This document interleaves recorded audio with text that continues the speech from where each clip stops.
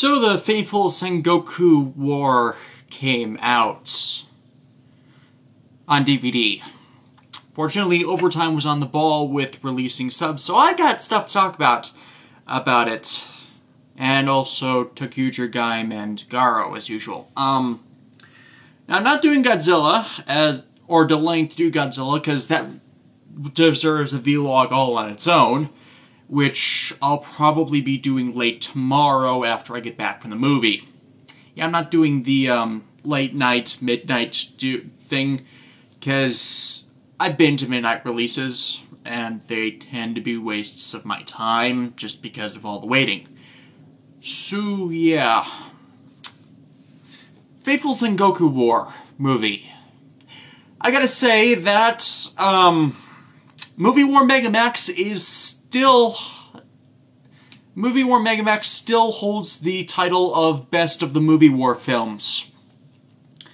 I like Ultimatum, personally, but that's just because they establish and don't violate continuity. And Movie War Core, that was fun and wrapped up the Cade stuff. Core is a continuity plot hole that I only fixed due to jumbling where it falls within the continuity, which is really the only way you can fix it. And yeah, that's all the Movie War so far. It only has 2 parts to it, which is odd because usually it's a 3-arc structure. One being the previous year's writer, one the current year's, and then a battle where they team up. Now they didn't do that this year, but I'll get to that. First 30 minutes is the epilogue to Wizard's story with Haruto trying to find Koyomi a place to rest. Now, I haven't talked about Wizard because that was before I started doing the vlogs, but pretty much Haruto, Wizard of Hope, he contains a phantom which are born to despair. He accepted its despair and conquered it with hope, and thus he got magic powers. The bad guy of the season, the White Wizard, Kamen Rider Wise Man, aka the Phantom Wise Man, aka the Carbuncle Phantom, aka Fueki, was trying to revive his daughter who died, and that was Koyomi. Koyomi was a homunculus who he was trying to revive through drawing out magical power from innumerable people, which, due to the ritual he was doing it, was turning people into phantoms. Haruto was the only survivor, and it gave him a route to more powerfully create this circle of power, because he was using artificial phantoms to create it, which he could only do on a small area. So he reconfigured his plan to based around getting more people into despair to see if there would be any more survivors like Haruto was, and make them magic users who would then be sacrificed to give a lot of power that would save Koyomi. Of course, when he eventually enacted the plan, it got foobarred because he would have turned an entire city into phantoms, which monsters, pretty much. All the monsters of the series were mythical themed. You got phoenixes, Medusa. The final battle was against a monster named Gremlin. Oh god, Gremlin was a thing in all of its own. But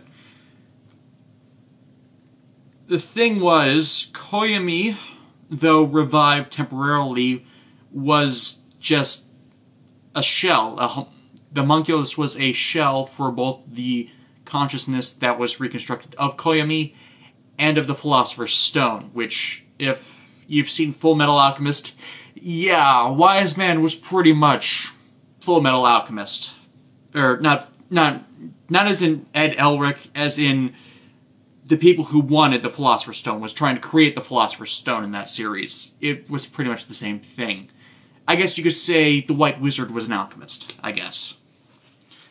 Because it kind of works out that way, because the wizard riders all worked on alchemical stones. Because while they had the magic in them, they have no way of externally manipulating it. That happened due to the drivers. Except for Beast. Beast was weird, but he was actually well utilized in the series in that he needed to devour magical energy because the phantom wasn't his natural phantom, it's tied to his belt. Now, at the end of the series, Kosuke Nito, Kamen Rider Beast, released the phantom from the driver and thus saved himself when Chimera pretty much ate all of the energy in the ritual, thus stopping the transfer into the Philosopher's Stone to revive Koyomi and stopping a city worth of people from becoming monsters. And he didn't catch... Well, Chimera ran off after that. But in this movie... Anyways, Koyomi was reduced to the Philosopher's Stone and then the Hope Ring, which Haruto is trying to find a resting place for. But over the course of the arc of his thing, he comes to the realization that he's not ready to let her go, because he was in love with her. Yeah. So, there's one last phantom, and I don't even know what the deal was with him. It's the Ogre Phantom. Now, the Ogre Phantom was devouring other phantoms' energies, much like Chimera. Chimera, before this, was the only Phantom Eater, and now we've got Ogre in here. And Ogre gains the powers of the phantoms he eats, and he uses quite a few of the ones from the show. Problem with that is, the phantoms in the show are dead. And some of them were particularly powerful, that if any of them had duplicates, they would have been noticed, and it would have screwed people over. And in specific, he uses the powers of Medusa and Gremlin, two of the generals that I doubt there were copies of. There's this subplot about artificial phantoms, which we see a bunch of carbuncle phantoms, which were established to be artificial phantoms in the first place. But the only way this works in him getting the powers of other phantoms that were already destroyed is if someone was making artificial versions of them. Now this stinks of Foundation X. I've brought them up before. They were from Double, a bit in O's, and a bit in 4's, his movie Megamax. And it would make sense, it would go with my ongoing theory that they're still around and just funding all of these things in the wayside, except it's not stated, and I hate that, because we don't get where they're coming from. Anyways, Ogre is after Dragon, because he's absorbed pretty much all the other powers of every other type of phantom. But the Dragon Phantom has never been born. We've just gotten the Drake Phantom from Wizard's movie in Magic Land. I hate that movie. It just doesn't make sense.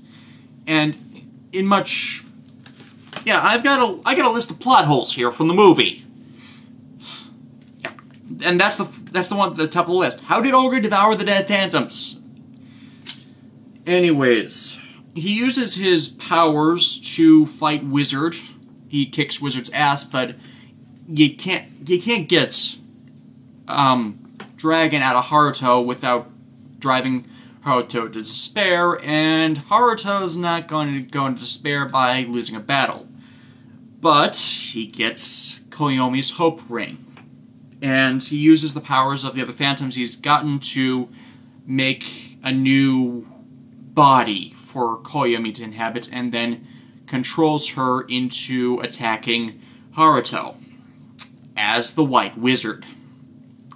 Yeah, we got another female variant wizard, which on one hand I like, because first of all, it brings us up to two female riders related to a single show. The Kamen Rider Mage ground variant that was Mayu, and now female variant White Wizard. So I liked that. Also, we had a bunch of female wizard mages in Magic Land, but Magic Land was bad.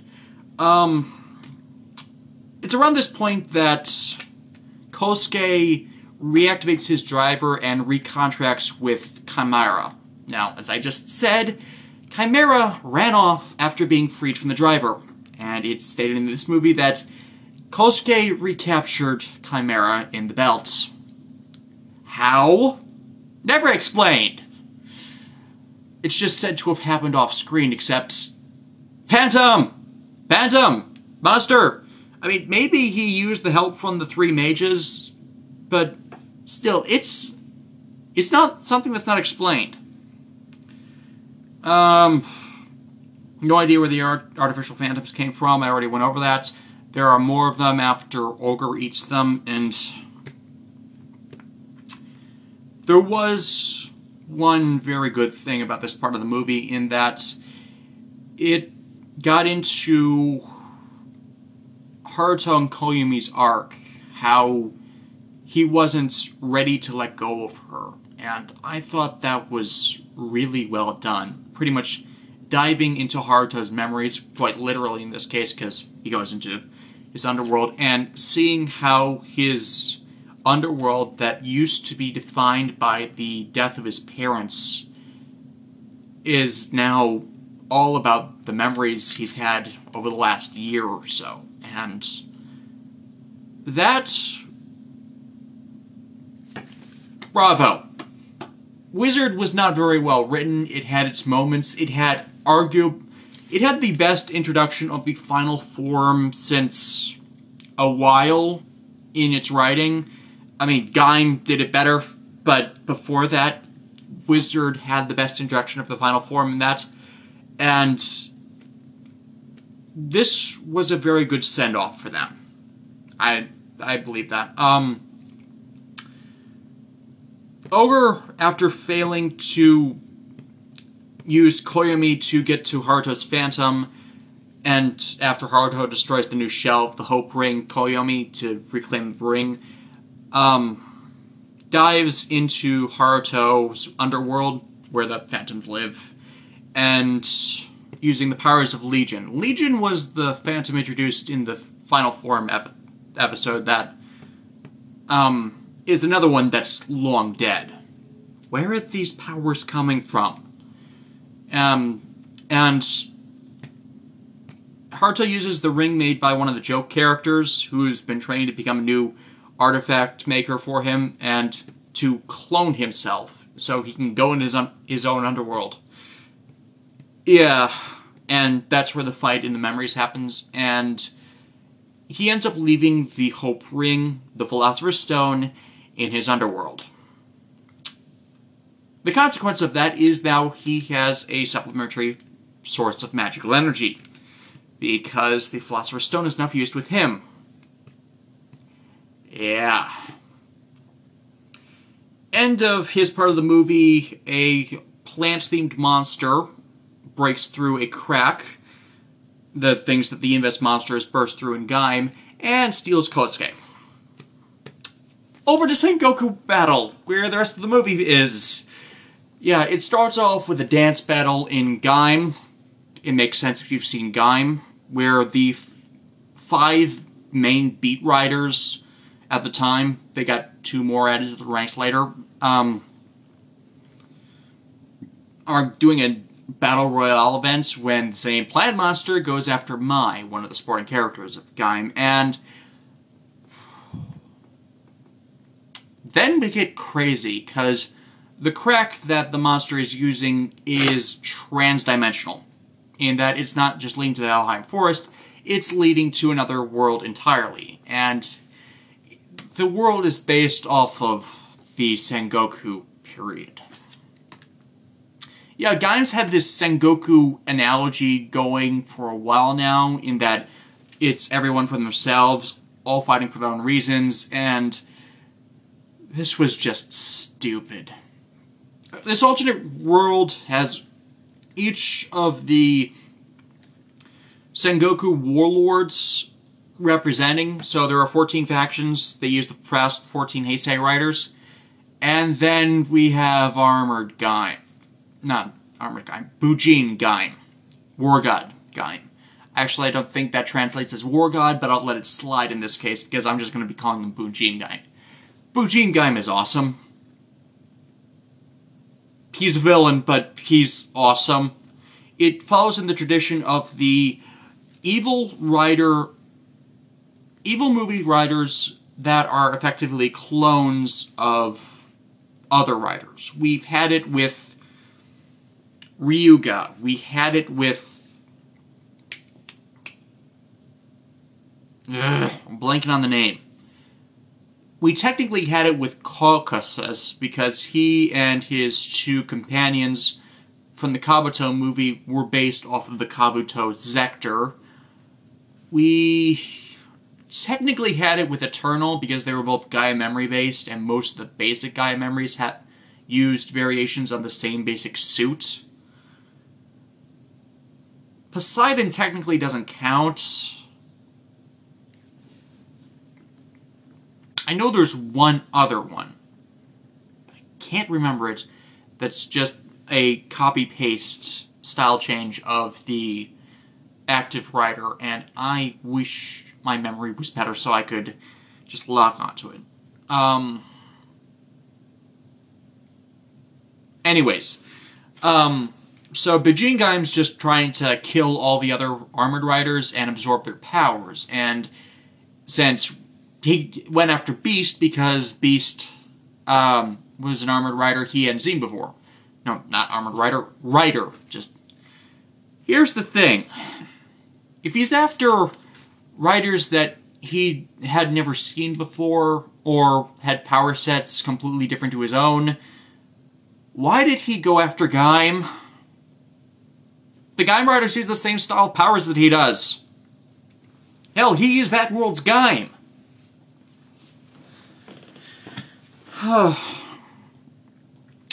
Yeah, that's the other thing. How did the rider tech for these War God riders even come about? I mean, it's set in the Sengoku period. Okay, they have bikes and jeeps, but pretty much everything else is Sengoku period tech. How? This world does not make any sense. So a lot of things happen. It eventually, with the beat riders meeting all sorts of Sengoku warlord people, which I actually did like this part. Each of the factions that got presidents were showcased as being the supporting casts of the previous Rider series. So they had Hideyoshi Toyotomi, and he was portrayed by the person who's Terui Ryu from Double, and they were allied with Double.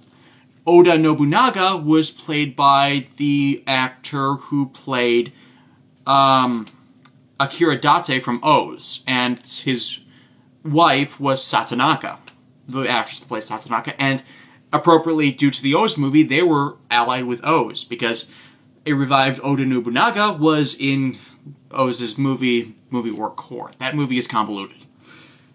Gaim, Kota and company end up allying with Ieyasu Tokugawa, who is played by Haruto's actor. Damn, that is a I don't know how they did it, but I'm blanking on the name of the actor. I don't know the actress as well as I'd like to know. As well as I'd like to. He did something with his voice that completely threw it off. It was like higher pitched and nasally versus the rough and rugged one I've been used to. So that's very good acting. And yeah, like I said, Bijin Gaim's after all the other riders. He kills them one by one, and the core four armored riders, Kota, Kaito, Michi, before he became a bastard, and Takatora, Bata, all end up in possession of artifacts of the other Neo Heisei riders. Double, O's, Fours, and Wizard. I know, Wizard's in the movie, just go with it. And eventually, Haruto gets involved, and they recognize each other because of the End of Wizard special, which united all of the Heisei riders. Also, somehow Kaito ends up in charge of all of the defeated factions because he likes living in the Sengoku period. He feels at home there. I'm not surprising, considering how much conflict he's unintentionally created. I'm not talking... I haven't explained Bujin Gaim's motives because Bujin Gaim doesn't have any motivations. He doesn't. I have gone over this! It's always the weakest villain that has this fantastic plans and motivations to get power, but he doesn't explain what he wants to do with them. Admittedly, he is the anti-Kota there's this running theme in Gaim about power for the sake of power. And Kota is learning throughout that even though he was the first to get this power that he knows about, Takatora technically predates him, that he's the only one using it for non-selfish reasons. In that he's using it to get people to stop, and this is probably where he learns that. Meaning this is in canon with the rest of the show, because this occurs probably a bit after the introduction of Oren, Kamen Rider Bravo, because we get the Suika arms in it, and he already knows how to use the Suika arms, and the watermelon power armor was used in Oren's introduction episodes, so yeah, timeline gets a bit screwy with the movie releases versus what's going on in the show, including that special from a while back too, that you can't always sync them up between the dates of the episode's airing.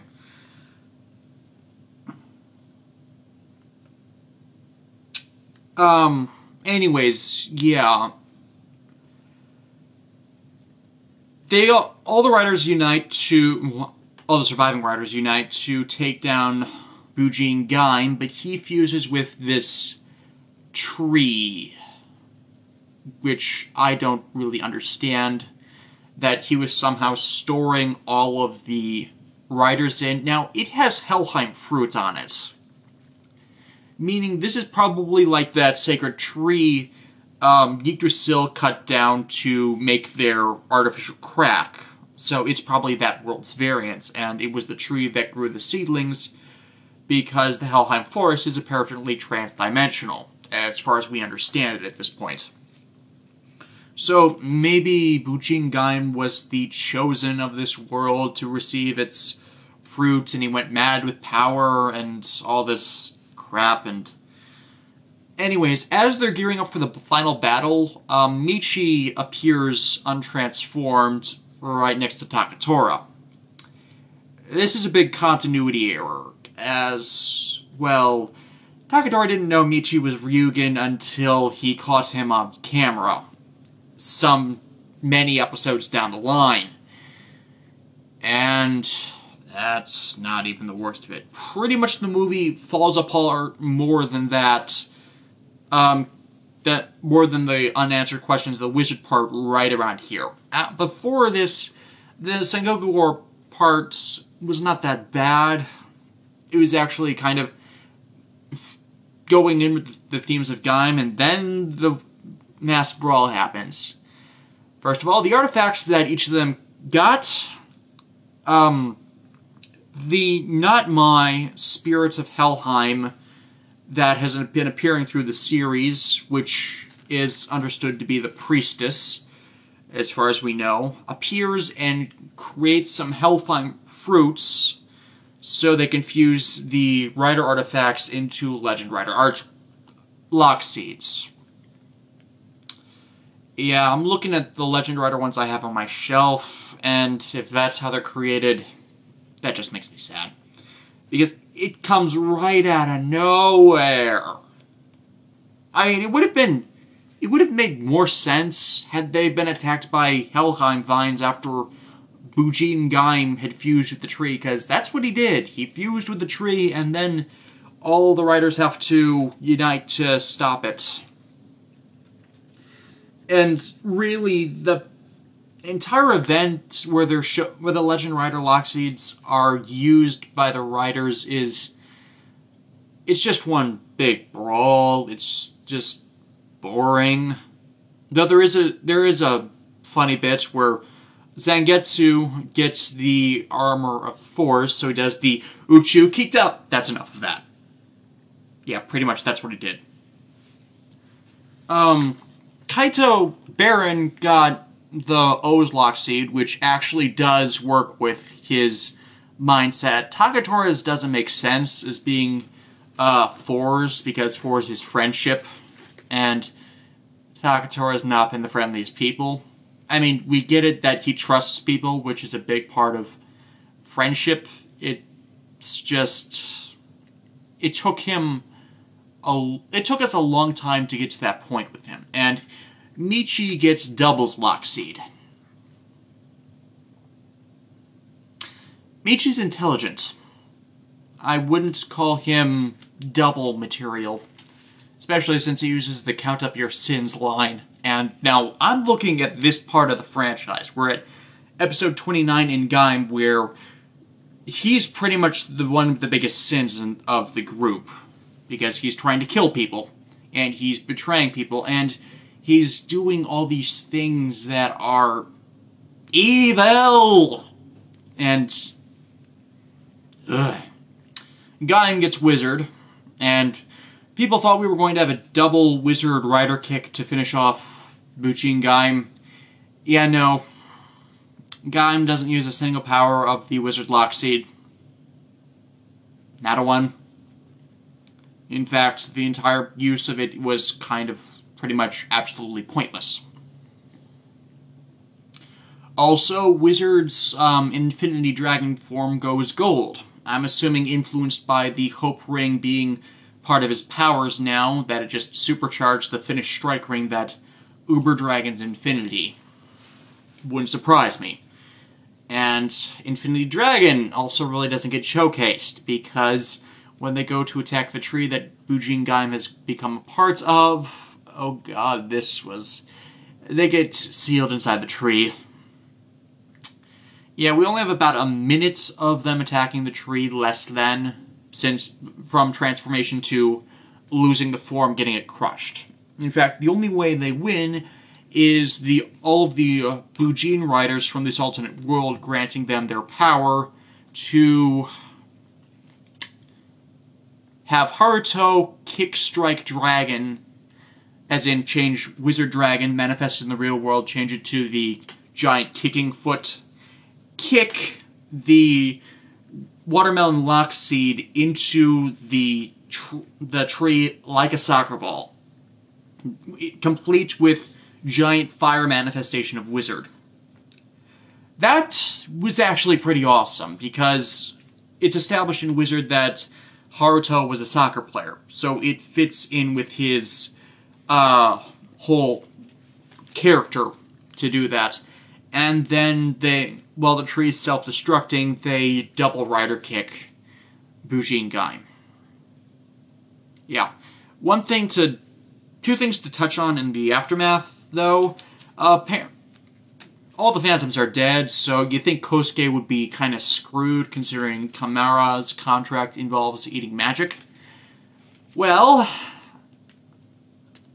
the priestess Mai, that created a bunch of Helheim fruit, Kosuke collected them, and Kimura apparently loves them. Admittedly, he's a monster, so yeah, they renegotiated that as long as Kosuke can keep feeding Kimura the Helheim fruit, he's not going to eat Kosuke.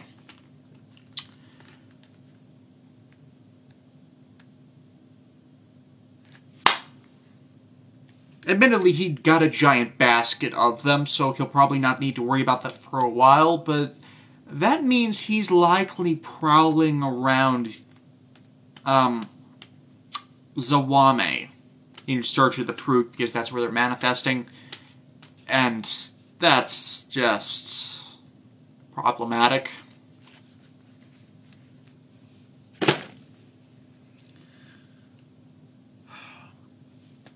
Not a good movie. I like parts of it, but it's just lackluster. It's not up to what I expect, and... On to Toqger. Anyways, Toqger this week. Yeah, this was part of a test by Zetto. I'm using the Japanese pronunciation for the big bad. To learn more about the sparkly, light world, because he wants to be the light who shines in the darkness. Yeah, wrong Garo series to be running right now. Actually, that was Yasuko Kobayashi as well, so this might have been her idea. You never know with that woman. So yeah, because he's been swallowed in the darkness, he's completely misunderstanding reality and how it works, and go figure, he's fighting the Toqger. And part of that black light thing that stopped them from seeing the trains was hypnosis to test right in his resolve, and also the realms of this world. Now, I'm curious on a couple things, because the other four Toqger go on to having, like, normal day jobs. Like, Tokachi's a teacher, Hikari's a scientist, Miya's a police officer, and Kagura is an idol. Wow, I didn't get those wrong. So I'm curious if they're actually really adults, if that is what they do in real life, over their kids and just in adult bodies. Because this would, again, make sense with their amnesia. If they've been regressed to this point, they were kids, but are still in adult bodies. There is just so little we understand about this. Not helped by them still contracting those little kids that are doing the child roles of what they've been remembering. So yeah, pretty much it's a right-focused episode on him trying to get everybody back together to fight the Shadow Line people. And I can't believe I'm saying this, but this was another good episode. Yeah, I hate Right, but it actually challenged him to not act like an idiot, because there are all these people that his friends have become, well, adults, and, you know, having responsibilities, and they're shrugging off Right, who's admittedly still their friend, but they have their own priorities, they have their own lives to live, and yeah, that's where the episode breaks down, in that now they've lost their imagination because they're living their lives, and I don't like that. I don't like this series' use of imagination and what it entails. Because you can still have imagination in these roles. You have to... Okay, admittedly, not so much. As an idol, you have to imagine the right ways you have to act. As a police officer, you have to know the worst-case scenarios of your job. As a scientist, you're imagining new ways of solving problems. As a teacher, you're imagining new and better ways to teach your students. And that last one, not so much in Japan, because I know I've learned about how the education system goes in Japan. They're kind of secular. Admittedly, they're very, very good teachers, but...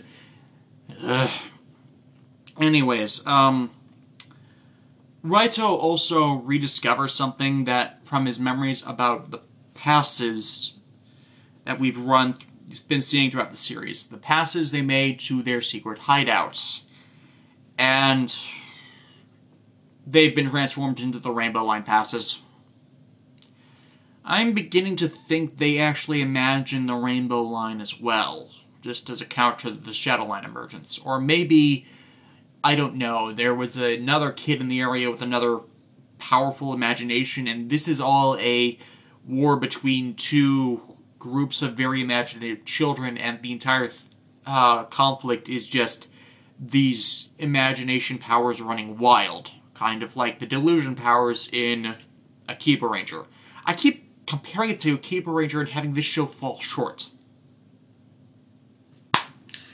Anyways,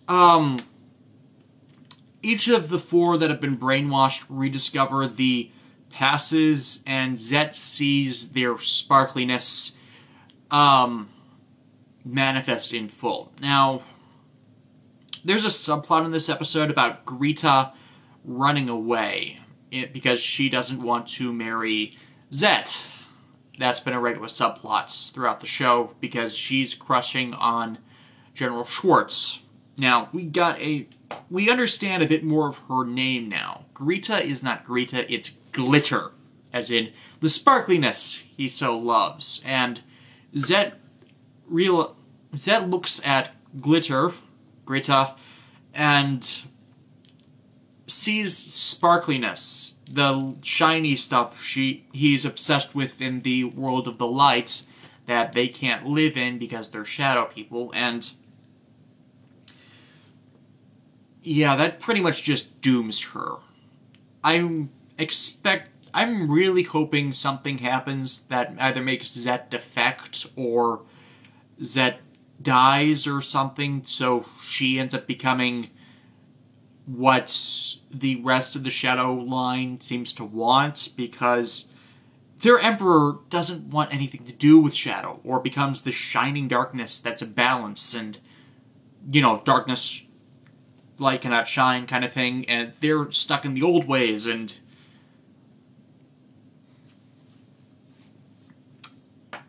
anyways, the Toqger get back their powers and fight Lamp Shadow.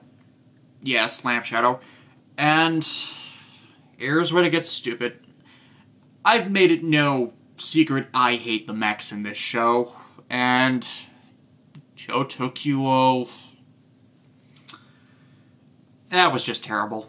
Okay, Diesel splits into shoulder components to get giant cannons, where the cannon parts come from, and then the tank and car carrier become expanded legs. Now, I have this pet peeve with combiner mechs in that the second stage of them, one of the components just becomes new feet and we get chest armor. And the chest armor and the feet is all you get for the upgrade form. I didn't think they could do it worse. And yet, this is worse. Really, the equipment for this show, the equipment, the Zords, the weapons, no imagination. No imagination in a series about imagination. How? Oh, and speaking of no imagination, the finisher for Toku is to energize all of its components and send energy specter blasts of each of the trains in the combination at the monster. We have done this before. Oh, let me count the ways we have done this before. Go-Onger, of course. Shinkenger had some of it. Go-Sager technically just launched the headers, which technically qualifies because they're manifestations and maximizations of the powers, just in physical form this way. Go-Kaiger skipped it. Go-Busters, that's one of the things they actually didn't do. They were mainly slashes. Kyoryuger didn't do this, and they were all about the beast battery powers. So they actually shot just blasts of things at him. And why? Oh, yeah, that's another one that technically did it. Geki Ranger technically did it. Except that was mainly the Geki Ranger powers at Go-Kaiger. Damn it, they did do that. Ugh. And we've gotten spoilers of the next stage in the Super Mechas. It's Toku, where the Build Resha, which is the next mecha we're going to see, does the exact same thing. More feet, more chest armor. Why?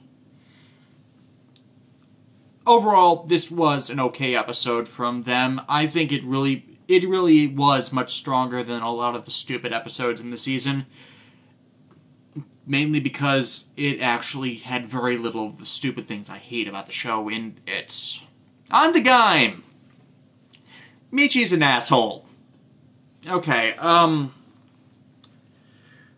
this is knocking down setting up again, in that the leader of the Helheim overlords appears, Roshuo, and he has a long sit-down with Takatora on the explanation of how they got there. Takatora, much to my... Takatora does not have his sengoku driver on him. I was wrong about that. But, an episode or two ago, Redyu, the green overlord Inves, took a Kai belt, a sengoku driver without the knife for cutting open and activating the powers of them. So Roshuo has it, and he used it, and he gave it to Takatora to show him how it worked, and so he's now surviving in the Helheim Forest with sustenance, because that's what the belts were designed for. Those are the mass production models. And they have a long talk about how things got this far, in that the Famushu, under Roshuo, were pretty much doing the same thing Takatora was, in that they were going to save as many as they can under their leadership, but the underlings did not, specifically Redyu and Demushu, those are the two. They met with power. They're pretty much the overlord equivalent of Ryoma's faction, in that they are after this. They wanted this power, and now they had it. They didn't care who they hurt. And Roshuo is like Takatora in so many ways, in that he knew he couldn't save everyone, so he was going to sacrifice people, and even the people he was going to save were destroyed because he chose the wrong people. And now he guards the Helheim Forbidden Fruits, the golden apple that we're expecting to fall into Gaim's hands, pretty much, because that's got to be the Kiwami Lock Seed. And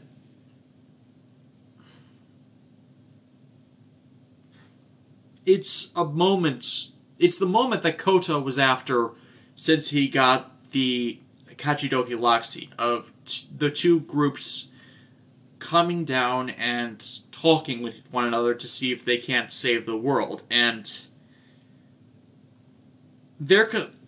I think that it's that they control they can manipulate the fruits and the plants of the Helheim Forest. They do not control the Helheim Forest. That has to be Sagara.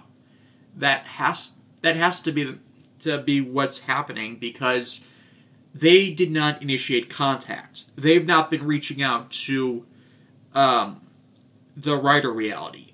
And so we have one more enemy left, and that's going to be Sagara, because he pointed them at he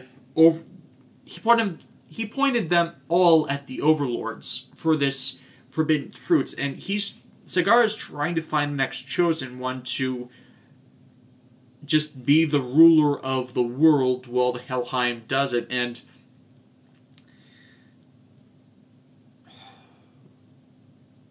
I can't even find the words because I'm bad at talking. So, Sid destroyed the artificial crack and destroyed all of the lock vehicles that can create artificial cracks that allow them transit. So, Kota, Michi, and Kaito are the only ones with lock vehicles that can enter the Helheim Forest after Sid. So, Ryoma informs them, calls a truce, and sends them after Sid. This was a bad decision, because Michi wants Kota dead, and he really doesn't care about the whole forbidden fruit thing. He just wants Kota dead. So he allies with Sid, so Sid can keep Kaito busy while while Michi uses Takatora's belt again to masquerade as Shin Zangetsu to try and kill Kota. Yeah, it backfires again, in that Michi sucks at one-on-one combat. It's probably because he has the least combat experience out of a lot of them, but Kota doesn't even need to go Kachidoki. He just goes Lemon Energy Arms. And, not Lemon Energy Arms, Jinba Lemon Arms, and he can wipe the floor with him. And he does. And it's like, Michi's thinking that Kota's gonna kill him after this, when he should know Kota better than that, but he's so obsessed with killing him, he can only see that that's the end result of it. He is so blinded with misplaced hate and rage that he's deluded himself so far from what things started as.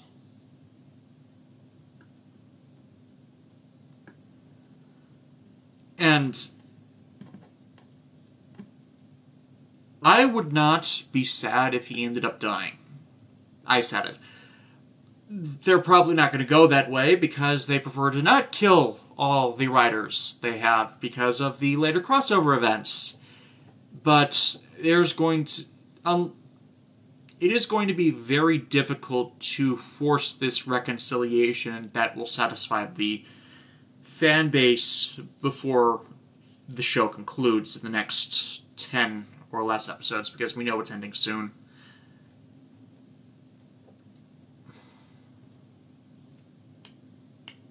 Also, Kaito surprises Sid with the Lemon Energy and Genesis drivers.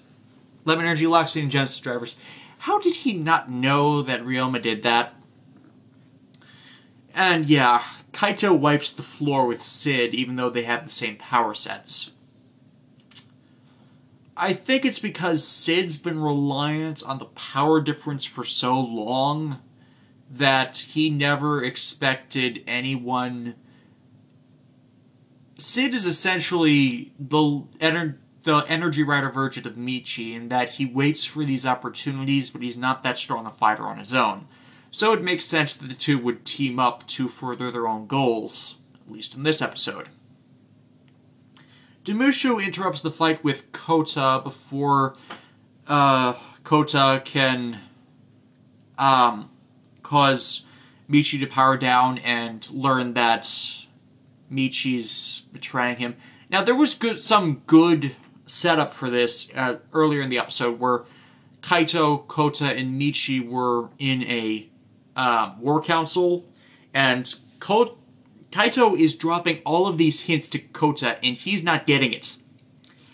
He's predicting what Michi's going to say and do, and Kota doesn't even glance another second. He is essentially foreshadowing the entire fight, and he doesn't get it.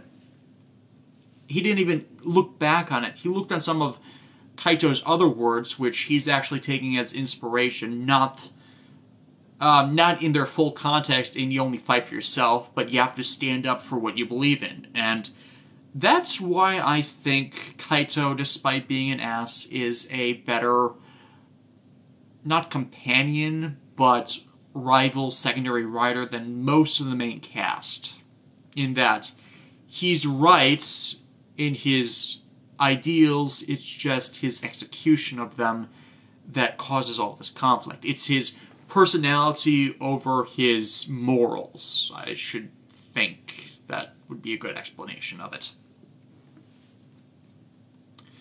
Unfortunately, that's all getting shelved for a week, as we got the Kikaider special next week, where Gaim crosses over with the Kikaider reboot movie for free advertising for it, because that premieres another week from now. Free advertising, and I'm not going to say that this is a bad idea, as they last did it with the Go Busters movie, and then they did it with the They did it already this season, is what I'm getting at. They did the Toqger Gaim crossover to lead into the Kamen Rider Tyson film. So they already did it for this year with Gaim. So it really should have gone to Toqger to do this, because it fits more with their thing that they're showing an aspect of humanity that Jiro, the Kikaider, would have to internalize to... I recently watched the Kikaider animated series, and the running theme with that is learning to be human. As in, does this unit have a soul learning to be human? And I think encountering people with naive mindsets, considering how dark that source material gets, would have been better for them. Both as a balancing factor to how idiotic, juvenile the Toqger can be, and, well, the utter darkness of the Kikaider world. Instead of, co-opting another week of Gaim when there's so little left to it. But I'll probably think differently since, well, Gaim and Kikaider have both had very serious, very mature tones to them. So there's less of a theme contrast, which would synergize better. It's just that we're in the middle of a story arc. More than normal. And interrupting in the middle of that, especially since this is the other big detail from this episode of Gaim, Demushu, the Red Overlord that's obsessed with fighting, has now entered the normal world. So we have to wait 2 weeks to see the end result of that. We think. From the spoiler material, at least, it's taken to be a bit before this arc happened. So, bad planning there.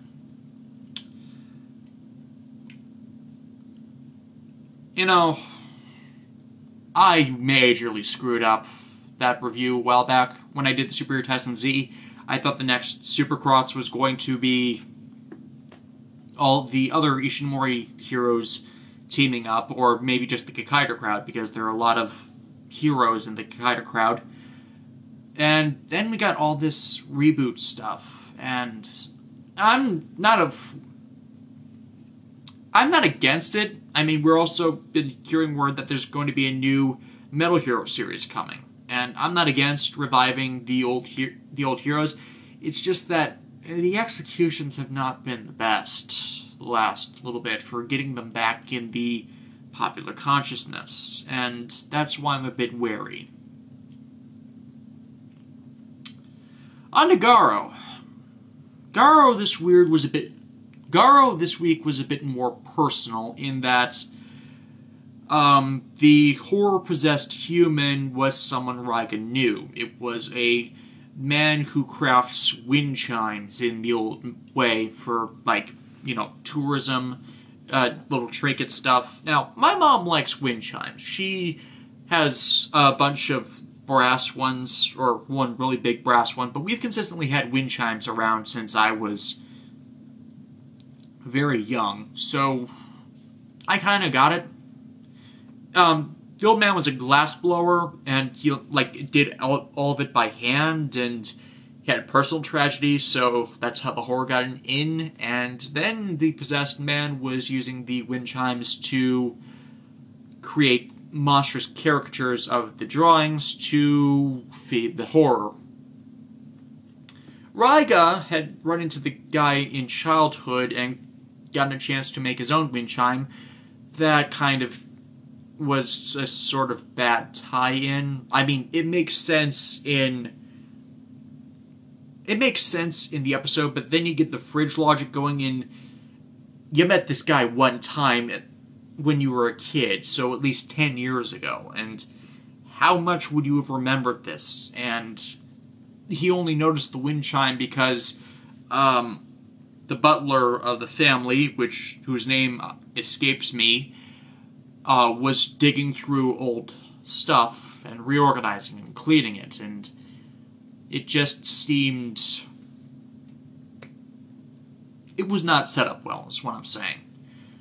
However, the battle is the best one yet, in that it's constantly going between the armored and monster forms for the two, and the old man and Raiga fighting. It's like he's fighting for